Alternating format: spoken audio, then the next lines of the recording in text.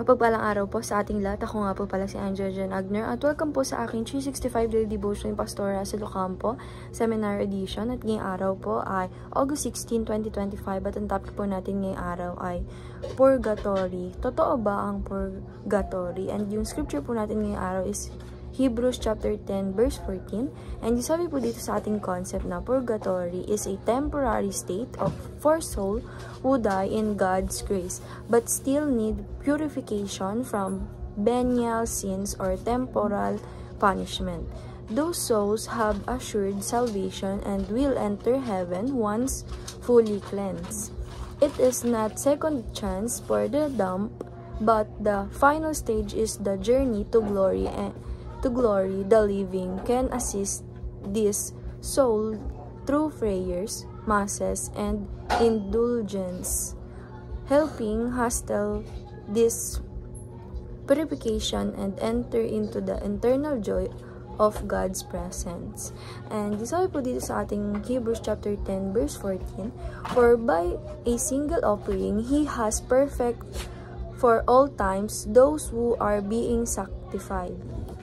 Sa Tagalog naman po, mga katuwid sa pamamagitan lamang ng isang paghahandog ay kanyang ginawa ganap magpakailanman ang mga nililinis. And yun sabi po dito sa ating teacher na tatlong the Bible teaches, sabi po sa teaching number 1, Christ's purification is enough. Sabi po dito sa teaching number 1 natin na yung purification daw po ng ating Panginoong Jesucristo na binibigay sa atin is talagang enough na to, na niligtas niya tayo doon sa mga sins natin. And teaching number 2, Christ's purification is for all time. Sabi po dito na yung purification, pagligtas sa atin ng ating Panginoong Diyos dun sa mga temporal punishment is talagang enough na to and talagang all time ito, for all time. And teaching number 3, Christ's purification is deserved by faith. Sabi naman po dito na yung ating Panginoon Jesucristo po, yung purification niya is talagang na-receive natin to, nakuha natin ito dahil nga po sa faith na meron tayo. And application number 1, ito po yung tatlong how to receive purification. Kung paano natin marireceive yung purification ng ating Panginoong Jesucristo. And sabi po dito sa number 1, repentance. Turn away from sin and turn to God. Sabi po dito na lahat po ng kasalanan natin isabihin natin sa Kanya, sabihin natin sa Kanya at tayo po ay umalis na.